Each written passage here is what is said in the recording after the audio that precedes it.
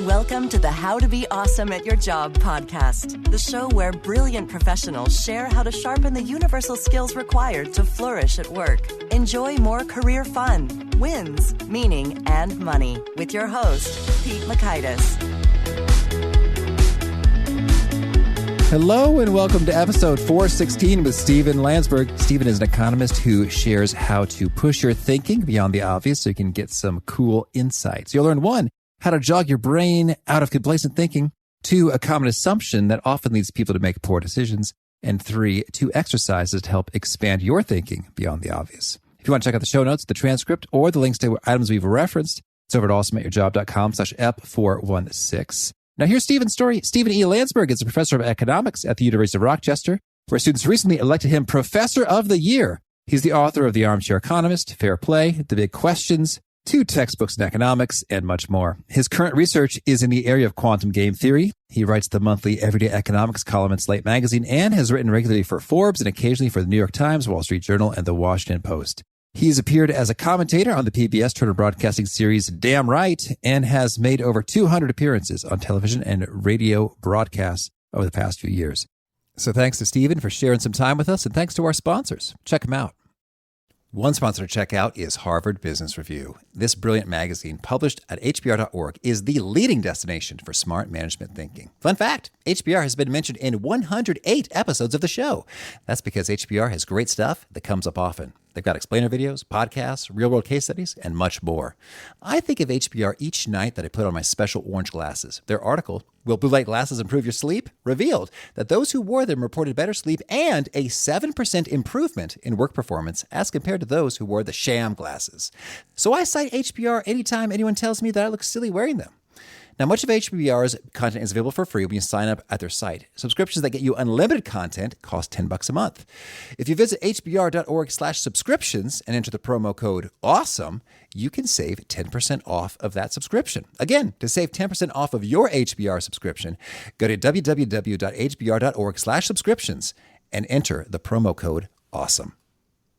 And big thanks to our sponsor, Acorns. Acorns makes it easy to start automatically saving and investing for your future. You don't need a lot of money or expertise to invest with Acorns. In fact, you can get started with just your spare change. Acorns recommends an expert-built portfolio that fits you and your money goals, then automatically invests your money for you. NerdWallet.com, whom I love on these sorts of matters, gives Acorns a whopping 4.7 stars and says, quote, if you want to make the most of your spare change, there's no better place to do that than Acorns. Head to acorns.com/awesome or download the Acorns app to start saving and investing for your future today. And we got a legal disclaimer here. It may not be representative of all clients. Tier 1 compensation provided. Compensation provides an incentive to positively promote Acorns. View important disclosures at acorns.com/awesome. Investing involves risk, including the loss of principal. Please consider your objectives, risk tolerance, and Acorns' fees before investing. Acorns Advisors LLC, Acorns, is an SEC-registered investment advisor. Brokerage services are provided to clients of Acorns by Acorns Securities LLC, member FINRA/SIPC. For more information, visit acorns.com. Now, here's Stephen. Stephen, thanks so much for joining us here on the How to Be Awesome at Your Job podcast. Thank you so much for having me here. Well, I'm excited to dig into your wisdom and to learn about your skills with aerial silks. What's this about? Well, that's a little bit off the topic I thought we'd be talking about, but I'm happy to talk about it. Well, yeah, let's warm it up a little. Aerial silks is like what you see in Cirque du Soleil, where you've got a long piece of fabric hanging typically 24 feet from the ceiling, and a performer will climb on the fabric, and you wrap your body in various ways so that when you let go, you fall almost to the floor, but the fabric catches you before you actually land. And the crowd gasps. And the crowd gasps. And I'm not quite as good at it as those performers you see in Cirque du Soleil, but I've been doing it for some years, and it's my hobby. It's what I do in the evenings, and I enjoy it a lot. That is so fascinating. You're an economics professor, and this is what you do for kicks. It's a good workout. It's less boring than most of the other things I used to do to work out. Uh-huh. And it's fun. I guess I just wonder, like, where do you sign up for that? It's like, did you see a flyer? It's like, oh, cool. I'll give this a shot. Or how does one begin? You know, I got into it because I've got a lot of friends, as it happens in Boston, who all simultaneously got excited about this at the same time. And there was a place for them to go take lessons in Boston. I live in Rochester, New York. There was no place here. So I used to do it from time to time when I visited my Boston friends. But then I was very excited after a couple of years of that when a studio finally opened up in Rochester. And I went and took a lesson. Turned out the instructors were fantastic. So I've been going ever since. Oh, that's great. Well, I'm so excited to now. I can't come up with a brilliant segue on the spot. We'll talk about mental acrobatics now. In your book, Can You Outsmart an Economist? You lay out 100 puzzles, not just for funsies, but rather with the particular goal of training the brain to think and operate better. That sounds so cool. I'd love it if you could kick us off by sharing maybe one of the most surprising and fascinating insights you've gleaned from us humans and our thought processes from this puzzle creation and working process. Well, it's all about thinking beyond the obvious, and it's all about looking at human behavior that you might be inclined to dismiss as just irrational or pointless, and thinking a little deeper and asking yourself, why are people behaving the way they're behaving? Try to put yourself in their shoes, try to see what kind of incentives they were facing, and try to figure out what's really going on. So here's an example. I'm a college teacher. The end of every semester, my students fill out these evaluation forms to say how they liked me, and every college teacher in the country faces the same thing. And every year you nail it. And I do pretty well, actually. I'm happy to say I do pretty well.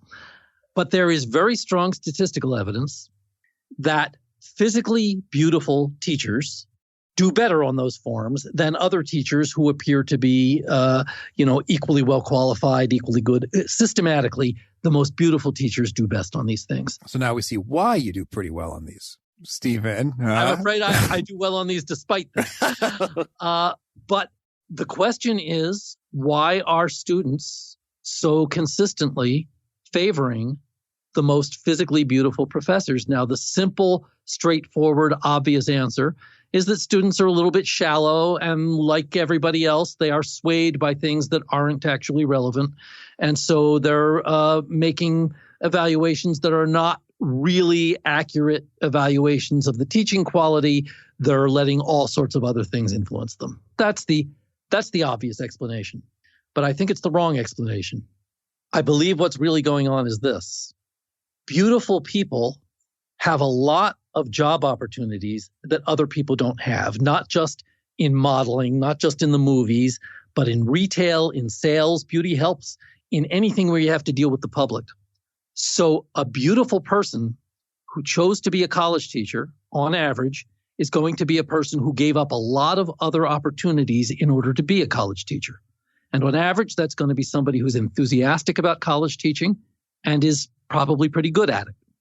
On the other hand, and again, speaking about broad averages here, people who are less attractive, had fewer other opportunities. Maybe some of them went into college teaching because it was the only thing available to them. So you would expect in any occupation, even an occupation where physical beauty doesn't matter, especially in an occupation where physical beauty doesn't matter. If beautiful people go into that occupation, on average, they're going to be the best because they're the ones who gave up the most in order to go there. As I say in the book, if you show me a lighthouse keeper with movie star good looks, I'm going to show you the world's best lighthouse keeper, because if he gave up a career in Hollywood to keep that lighthouse, he must really love lighthouse keeping. And so the whole idea of the book, Can You Outsmart an Economist, is to think one step deeper like that about all of the various little and big mysterious things that we see as we go through life. Well, Stephen, you've really got me hooked and intrigued by the particular example with the beautiful professors. I think it was at the Rate My Professor with the chili peppers, the chili pepper havers. Yep. Because that seems like a very plausible hypothesis, as to, sure, that could add up and explain things and make some sense.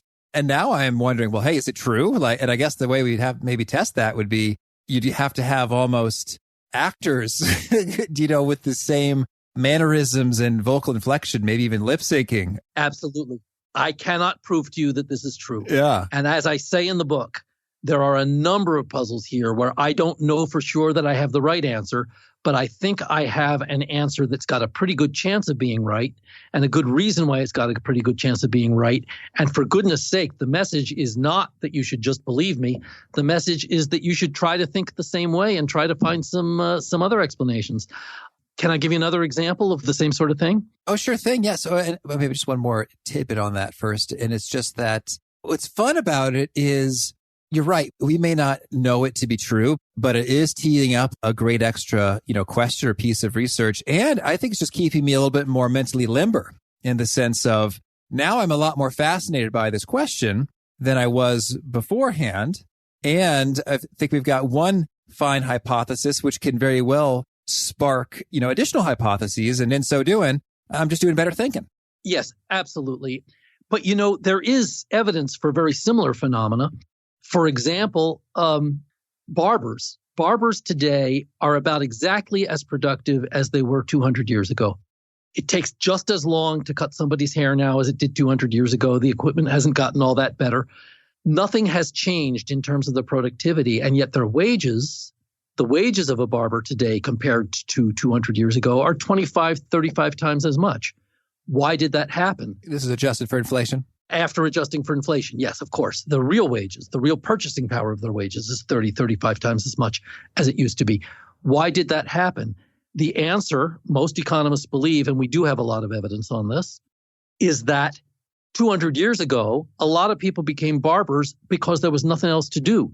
Today, people who become barbers have a lot of alternative possible occupations. There are so many other things you can do which have gotten more productive. Factory work, being a tailor, anything like that. The machines are so much better now. Everybody is so much more productive.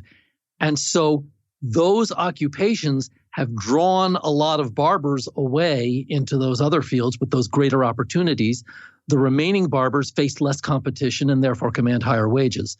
So as long as wages go up in some industries, that pulls up wages in the other industries, even where no productivity change has happened. It does it by pulling people out of that occupation, making less competition, driving the wages up. And it's also interesting that I think of barbers nowadays as kind of like a specialty. Like if you just need your hair cut, you go over to Great Clips, or wherever and fork over just a few bucks. Whereas a barber, oh boy, they're going to get a fancy brush and they're going to put some foamy gel or foamy shave cream on your neck and use a straight blade. At least that's the barbers I love to go to. And I don't know if barbers back in the day were more kind of just sort of commonplace with regard to, this is where you go for your haircut. But even the guy at Great Clips today is earning 35 times what his predecessor was 200 years ago. And no offense to the Great Clips listeners out there. There's the branding. It's kind of value oriented is there. Okay. So intriguing. Now let's talk then about, we're looking beyond the obvious. And so then in practice, how do we get into that habit? Are there kind of key questions that you ask yourself? It seems like one of them was just about thinking about the incentives that are underlying things. And how else do you kind of jog the brain out of just complacently taking the obvious approach? A lot of it is thinking about incentives. A lot of it, of course, is just, practice. You train yourself to think this way all the time. The world is full of little mysteries. You look around and you try and analyze why. The world is full of people doing things that I don't understand. And you train yourself to stop and ask yourself why they're doing those things. Another, and I'll have more examples of that sort of thing for you later on if you want them, but in another direction, another thing I touch on a lot in the book is not taking statistics at face value, but looking a little bit deeper, looking at what underlies the numbers that seem to tell a story sometimes, but when you look a little deeper, they're telling a very different story. For example, the University of California at Berkeley some years ago, somebody noticed that the admission rate for graduate programs for male applicants was about 3 times as great as for female applicants, even when they were equally qualified. A man applying to graduate school at Berkeley and an equally qualified woman applying to graduate school at Berkeley, the man had 3 times greater chance of being accepted. You look at that statistic and you say, wow, that looks like discrimination. A lot of lawyers took that seriously. They took it so seriously that the university ended up being sued for discrimination. This case ended up in court. The case fell apart when somebody noticed that the discrepancy was entirely accounted for by the fact that for some reason at that time and place, women were consistently applying to the most selective programs and men to the least selective programs. You had, I'm making this up, I don't know that it was the law school and the medical school, but it was the law school, let's say, accepts almost everyone who applies, male or female. The medical school takes a tiny fraction of those who apply, male or female. They both treat everybody equally, but for some reason, men tend to apply to the law school, women tend to apply to the medical school. That's going to cause men to be mostly accepted and women to be mostly rejected, even though there is absolutely no discrimination going on.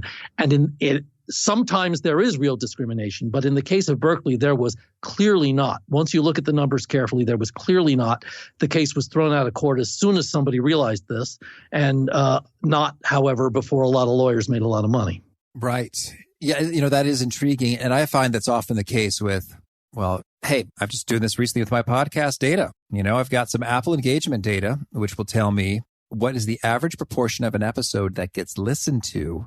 But that is by no means a fair indicator of which episodes are the most engaging, because some of my episodes are much longer than others. There you go. And so I actually went to great lengths to come up with a fairer comparison point, which was what percentage of listeners got to minute 25 is kind of what I'm using. So it's like, hey, whether the episode was 33 minutes or 54 minutes, it's fair enough to see, was it interesting enough for you to hang out for 25 minutes? That sounds just right to me. Well, thank you. I'm glad you're doing that. Well, and likewise with download numbers with regard to, hey, what are the most downloaded episodes ever? It's like, well, some of those episodes have been around longer and have had more opportunity to be downloaded. And some of them appeared during sort of hotter streaks in which there were sort of more total listeners listening to everything. So I've chosen to index them to the recent episodes. But anyway, I'm right with you. Sometimes you got to dig deeper than the data on their surface. And if you look in the book too, I won't go into the details because I think you need a piece of paper in front of you with some numbers on it. But equally well, there are cases where you can look at statistics that seem to be clearly showing that there is no discrimination, whereas in fact there is a lot of discrimination underlying the numbers. And again, I give you some examples in the book. So the numbers can fool you in either direction. Oh, that's interesting. Well, could you maybe walk us through some particular categories of bias or things that you're seeing again and again and again that can lead us to suboptimal decisions? Again, there's the statistical stuff. There is a chapter, and again, I would hesitate to try and give these examples on the air because they involve a few numbers, and I think it helps a lot to see the numbers on the page in front of you. But there are examples in the book of simple little games that you can play where you've got a choice of what kind of prizes you want to be eligible for, and you can decide whether you want to play for these prizes or decide whether you want to play for those prizes, play the game, see how things turn out. Consistently, people prefer certain sets of prizes to others in these games. They prefer playing certain ways to playing other ways. And if you allow them to play the way that the majority of people choose to play, the combination of games that they're playing absolutely guarantees that at the end of the day, they will lose money. They are making choices that guarantees that they will lose more money in the games they lose, that they will win in the games they win. And yet, those are the choices people instinctively make. Clearly, those are not good choices to be making. And I think we can learn a little from that, about how we should be more careful about the choices that we instinctively make.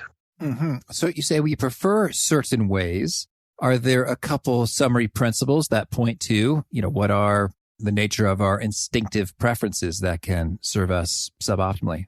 I think, for one thing, we're often too quick to suppose that other people are behaving irrationally when in fact they're behaving very purposefully in ways that we don't understand. I recently bought a television set, a Sony television set, and I was surprised to discover that it's absolutely exactly the same price no matter where I shop. I can go to Best Buy, I can go to a discounter, I can go to the internet. It's exactly the same price everywhere, except from a couple of places on the internet that are pretty skeevy looking and where it's pretty clear you're never going to get your television set. But it's the exact same price everywhere. And it turns out that the reason for that is that Sony requires all of their retailers to charge the same price. And at first, that might look like Sony is trying to keep the price up. But you think about that, and it doesn't actually make any sense because Sony doesn't care about the retail price. They care about the wholesale price, and they have total control over the wholesale price. They sell the television set for $1,000 to the retailers. Why should they care whether the retailer resells it for $1,200 or $1,500 or $2,000? It looks like Sony is just being sort of irrational there. And a person might be tempted to say, boy, Sony hasn't really thought this through. But, Sony's in this business. They've thought it through. You've got to assume that they've thought this through. And there is a good reason for it. And it turns out that the good reason is this.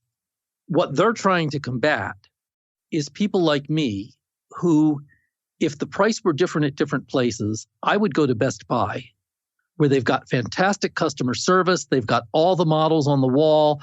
They'll talk to me for 2 hours about the pros and cons of the different models. And then I'll go across town to the discounter and buy it cheaper. The problem with that is if enough people do that, Best Buy will stop carrying the television sets. And Sony does not want that. So they're requiring the discounter to keep the price up, not because they care about the retail price, but because they care about the discounter stealing customers from Best Buy and giving Best Buy an incentive to stop offering that customer service. They care about the customer service because that makes people more likely to buy Sonys. So again, you look at something somebody's doing, it doesn't seem to make sense. Sometimes we have an instinct to say, wow, they never thought that through. But usually they have thought it through if it's something that's important to them. And then you can learn something by thinking a little deeper about why they're doing what they're doing.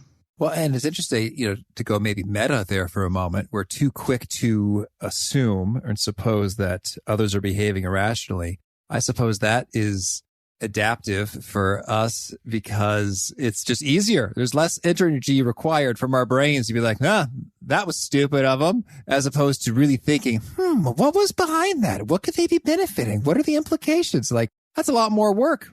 Sure. But part of my message is that work can be a lot of fun. People like solving puzzles. People enjoy crossword puzzles. They enjoy Sudokus. They enjoy brain teasers. And you can harness that love of doing puzzles to doing this kind of puzzle. And I think it does make you a little more insightful. And there's no reason it can't. It is a little more work, but there's no reason that work can't be a lot of fun. Mm-hmm. Well, and I'd love to get your take on, let's say that you're at work and a puzzle presents itself. And let's say, I guess I have to make an example so we can get kind of concrete, but I want to hear your sort of steps or approaches or what you do first, second, and third. So let's just say we are thinking, we're having all of these dissatisfied customer service calls. They call and they are not pleased with what has happened on the other end of the line. And we want to fix that. How would you begin to disentangle this and solve the puzzle? Well, that's such a broad question. It's a little hard to answer without knowing more about the nature of the business and exactly what's coming in on the calls. But I guess I would start with listen to what they're saying and engage with them, ask some follow-up questions, and don't jump to the conclusion that you understand exactly what they're upset about. Sometimes, especially when people are upset, they're not so good at articulating what the problem is. And so you got to slow them down and try to pin them down on the details of exactly what has made them unhappy and what could have made them happier. And again, beyond that, I think so much depends on exactly all of the details that you didn't give me in this hypothetical story. But starting by listening to people is probably always the right place. And I'd love to get your take when it comes to the asking and the listening. You're right. Sometimes you don't quite get what you want. And I'm thinking about, entrepreneurs who ask, hey, would you buy this at $20 a unit? And people say, absolutely. They say, well, great. I've got some in my car right now. It's like, never mind. And so what we ask of people is often not reflective of their true behaviors. Any ways around that? Always be trying to look beyond the obvious at what are the incentives that are driving the way people are behaving. In your case, of course, people are saying yes, probably because it's the easiest way to get you to shut up. Mm-hmm. And if you stop and think about what they're trying to accomplish, what you're hoping they're trying to accomplish is to give you accurate information about what but they're not interested in whether you have accurate information. They're interested in moving on to something they find a little more interesting. And so just having that level of insight into what other people are trying to accomplish will help you interpret what they're telling you. Oh, very much. And I think about that with regard to surveys where your answer could make you look bad in terms of, yes, of course, I recycle always. Because to admit aloud is probably even harder to do than, say, an anonymous survey that you don't recycle, or you recycle very rarely when it's only super convenient for you, or kind of whatever the thing may be. That's sort of the incentive at play here, is just sort of not feeling like a jerk or a loser. Yeah, absolutely. All right. Well, so then you got a bunch of puzzles in your book. I'd love it if you were so kind as to spare us from those that would be kind of too complex without the visual aid in order to work with. But could you perhaps share one that we can work with auditorially alone that you think offers some pretty substantial mental expansion when you work through it? Okay, here's one. Here's one from the political world.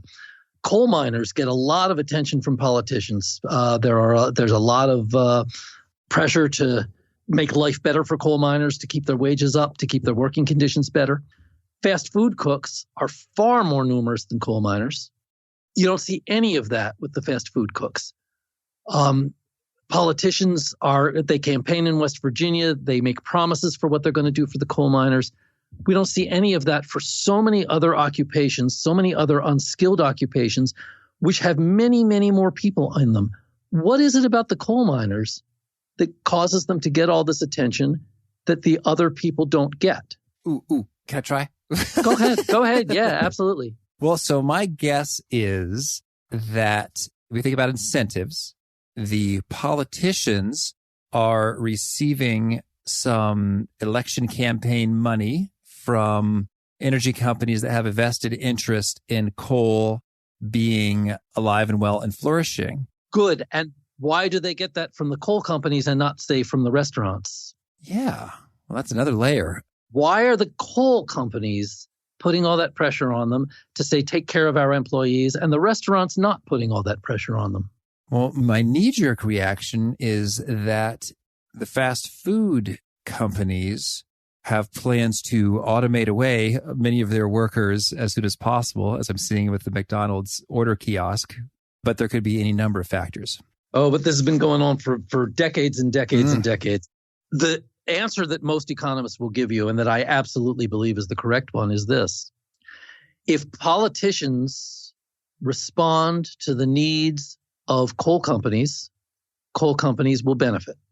If politicians help the restaurants, if they help fulfill the needs of the restaurants, what will happen is new restaurants will open to take advantage of that. It's much easier to open a new restaurant than to open a new coal mine. There's a limited amount of places where you can open a coal mine. The coal mines are already there. If we make life better for the coal miners and the people who employ the coal miners, the people in the coal mines will benefit.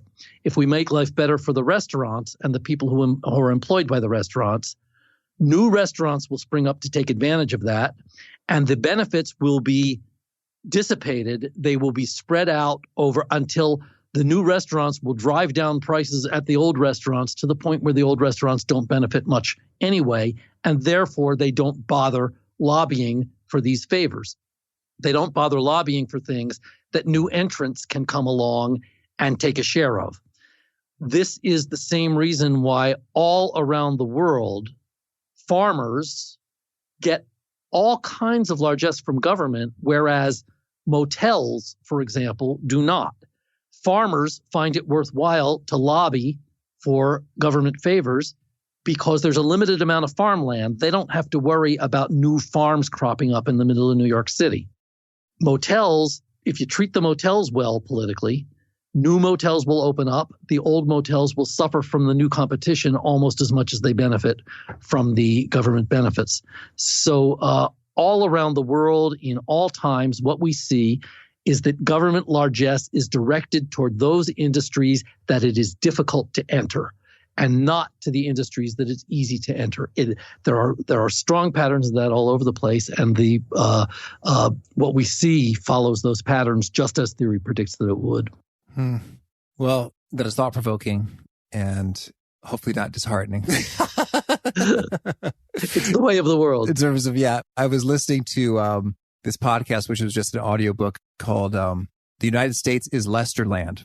And it was all about people who donate to campaigns. And apparently there's approximately the same number of people who donate to campaigns as there are people named Lester, in the U.S.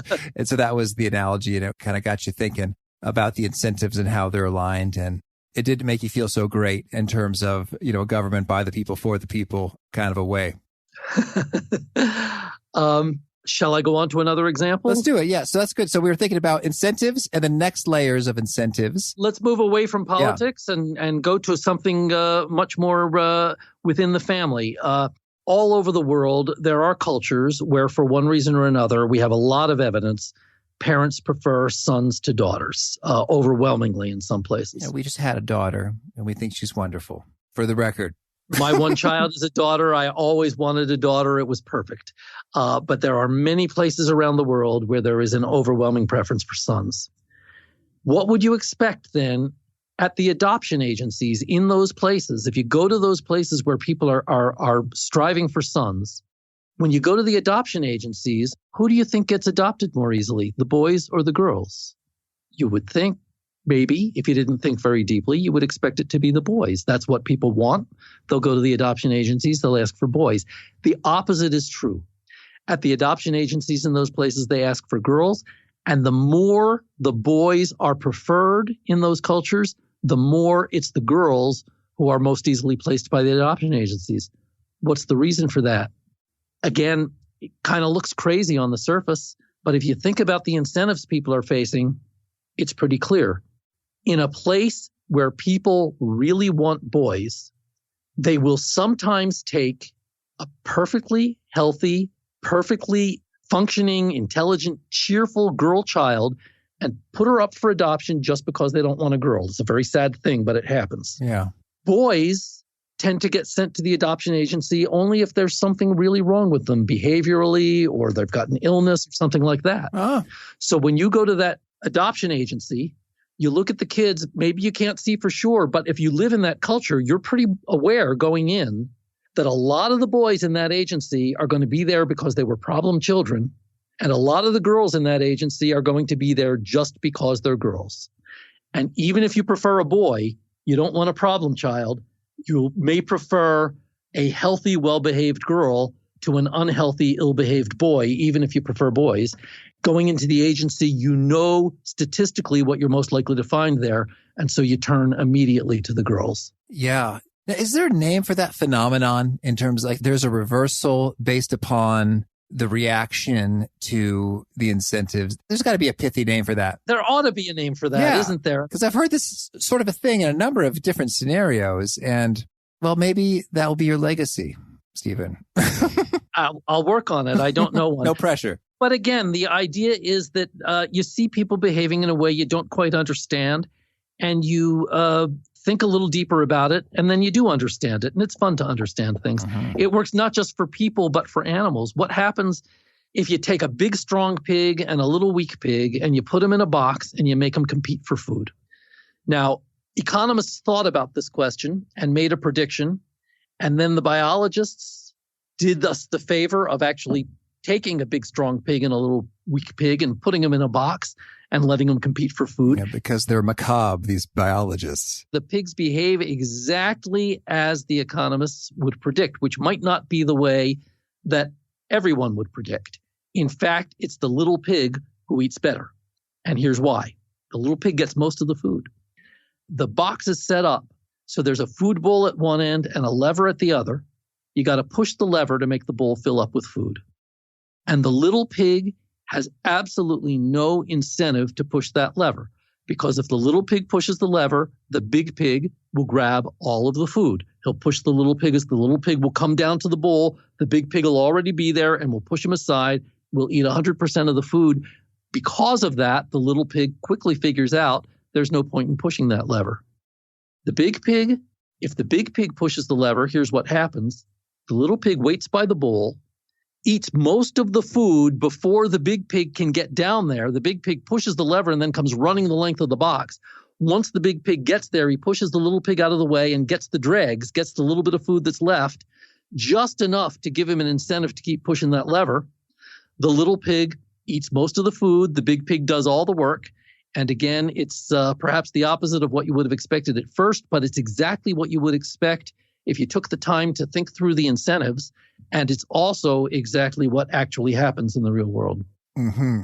And that setup, that totally makes sense. I guess if there was just food in the middle and there's a free-for-all, then the big pig... then the big pig would get it all.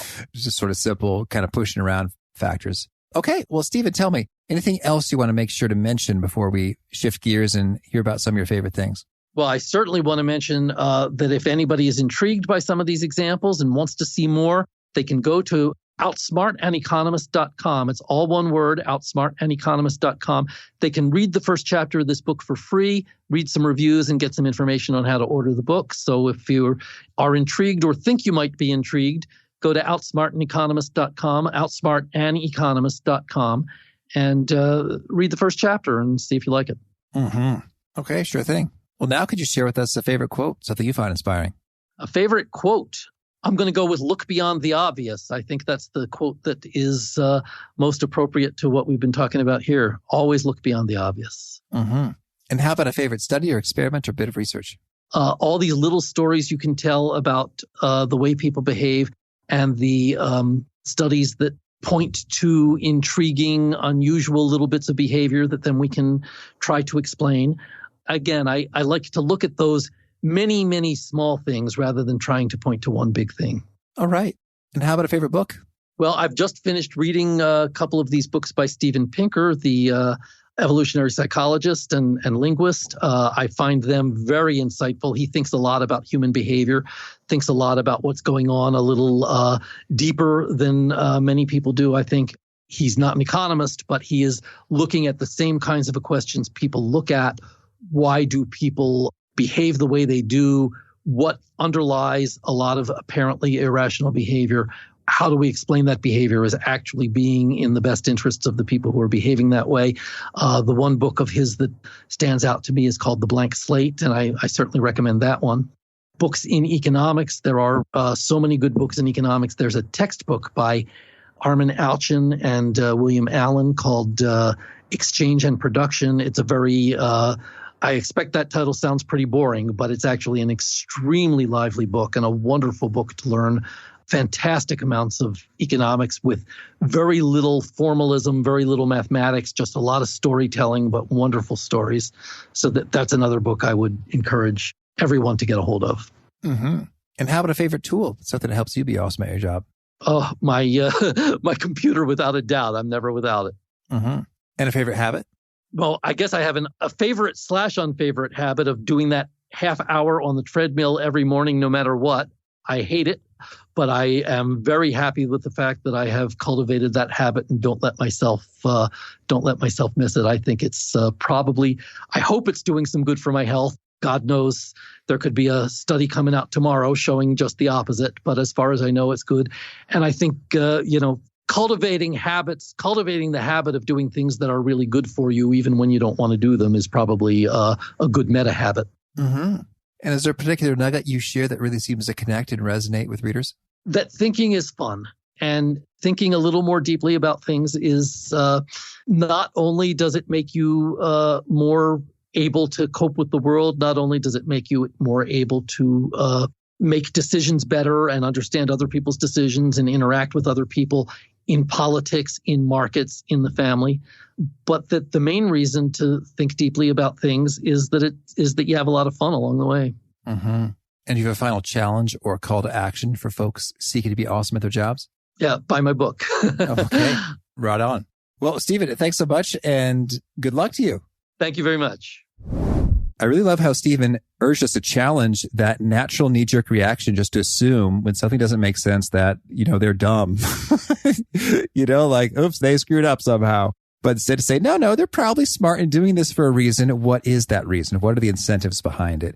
And to note that you can have fun with that. And I think that's great and edifying both for you and mankind as you have more sort of goodwill and generosity and assuming the best in people, and for your own brain in terms of generating some great insights and keeping yourself sharp and thinking all the more deeply and frequently and having fun with it. So hope you dug that reminder from Stephen. If you catch yourself assuming that someone's just dumb, I hope that you'll take a second thought and have some fun digging in and thinking about it a little further. Again, the show notes, the transcript, the links to items we've referenced are over at awesomeatyourjob.com/F416. If you haven't already, I hope to push the subscribe button. If you do, you'll catch our next guest. It's Laura Vanderkam. She is coming back, and she is talking about her book, Juliet's School of Possibilities, and how to liberate yourself from being crazy busy, overwhelmed, and how that's done well. Peace. Thanks for listening. To get the most out of the show, we recommend 2 key things. First, check out the extra resources at awesomeatyourjob.com. You can find this episode's transcript and links, as well as the perfect episode for your situation. You can search the full-text transcripts of hundreds of episodes or explore episodes tagged by topic and competency covered. Second, subscribe to the podcast and get future episodes automatically. You can subscribe by telling Siri and several other smartphones and speakers, subscribe to the How to Be Awesome at Your Job podcast, or by tapping subscribe in your podcast player of choice. If you'd like some extra help figuring out podcasts and how subscriptions work, visit awesomeatyourjob.com/subscribe for guidance. Hope to catch you on the next episode of How to Be Awesome at Your Job.